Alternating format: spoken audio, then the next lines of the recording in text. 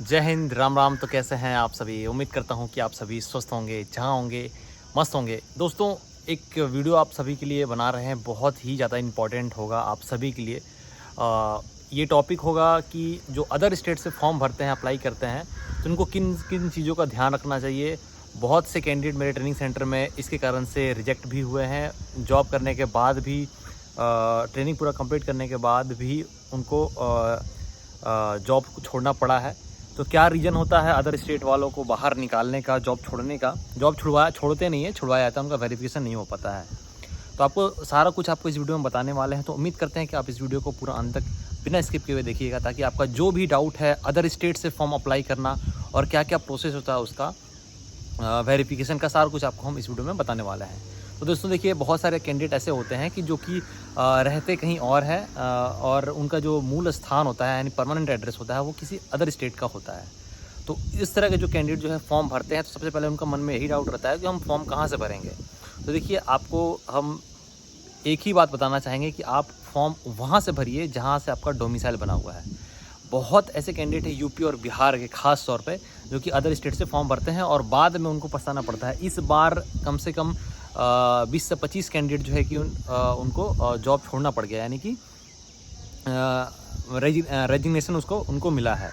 देखिए, क्या था मुख्य कारण, वो कहीं और से थे। आप जब भी अदर स्टेट से फॉर्म भरते हैं तो किस बात का आपको ध्यान रखना चाहिए, ये बात कुछ पॉइंट्स आपको बता रहे हैं, उसको नोट कर लीजिएगा, नोट डाउन कर लीजिएगा।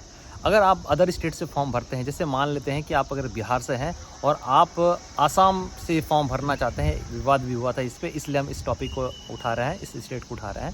यदि आप आसाम या फिर बंगाल से भरना चाहते हैं, हो सकता है आप वहाँ पे बहुत दिनों से रह रहे हों। अगर आप वहाँ पे, अगर बंगाल में या फिर आसाम में आपके फादर जॉब करते हैं, या फिर आप 10 साल से ज़्यादा वहाँ पे रहे हैं और आपका स्कूलिंग वहाँ से हुआ है और आपका डोमिसाइल वहाँ से अगर बन रहा है, तब ही आप अदर स्टेट से फॉर्म भरिएगा, उस स्टेट से जहाँ से आप भरना चाहते हैं। या अन्यथा आपका जहाँ परमानेंट एड्रेस है, जहाँ आपका ज़मीन जायदाद है, जहाँ से आपका डोमिसाइल है, वहाँ से आप फॉर्म भरिएगा, वहाँ से कोई दिक्कत नहीं होता है। अगर आप अदर स्टेट से भरना चाहते हैं तो आपका विशेष तौर पे ध्यान दीजिएगा, आपका 10th का या तो मार्कशीट वहाँ से होना चाहिए, या फिर डोमिसाइल वहाँ पे होना चाहिए, या फिर आपका वहाँ पे ज़मीन होना चाहिए, उसका बिजली बिल होना चाहिए, जिसके आधार पे आपका डोमिसाइल बन सके। दूसरी ये बात ये भी होती है कि लोग डोमिसाइल तो किसी तरह से बनवा लेते हैं, उनका 10th का जो मार्कशीट होता है वो बिहार होता है या कहीं और से पढ़े होते हैं, लेकिन वो भर देते हैं कहीं और से। और डोमिसाइल भी बहुत सारे से दलाल हैं जो कि उनको बनवा के दे देते हैं। उसके बाद बनवा तो देते हैं, उनका जॉब भी लग जाता है, आपका भी लग जाएगा अगर आप ऐसा करते हैं तो, शायद से। लेकिन ऐसा नहीं करना चाहिए। देखिए, होता क्या है कि आपका डोमिसाइल तो वो बना के दे देगा, आपसे जो भी पैसा ठगना होगा आपसे ठग लेगा। लेकिन उसके बाद जब आपका फिजिकली वेरिफिकेशन होता है, तो फिजिकल वेरिफिकेशन 2 से 2 बार होता है, 2 बार फिजिकल वेरिफिकेशन के लिए जाता है। एक बार में अगर नहीं होता है, आप जहाँ पर रहते हैं वहाँ पे आपके नियरेस्ट जो आपका थाना होगा वहाँ पे जाएगा, जहाँ आपका अपने एड्रेस दिया होगा वहाँ पे जाएगा। अगर वो सही नहीं पाया जाता है तो एक बार से वापस से वेरिफिकेशन आ जाता है। ये ट्रेनिंग के दौरान ही हो जाता है। दूसरा, जब वेरिफिकेशन जाता है वो ट्रेनिंग के बाद या फिर ट्रेनिंग के लास्ट तक दूसरा वेरिफिकेशन भी जाता है। आपको जब पहला वेरिफिकेशन नहीं हो पाएगा तो आपके पास नोटिस आ जाएगा कि आपका वेरिफिकेशन नहीं हो पाया है इस रीज़न से। और दूसरा बार अगर वेरिफिकेशन जाता है और रिजेक्ट हो जाता है, फिर से अगर नहीं हो पाता है वेरिफिकेशन, तो फिर आपको रेजिग्नेशन आपको देना पड़ेगा। साथ ही साथ अगर आप इसके अलावा अगर आपको सरकारी नौकरी करना है तो पूरा ट्रेनिंग सेंटर का पैसा आपको वापस से देना पड़ेगा। जो भी आपने पैसा कमाया है ट्रेनिंग सेंटर में, वो ट्रेनिंग का जो भी जितना भी पैसा लगा है अभी तक, आपको पैसा आपको देना पड़ेगा।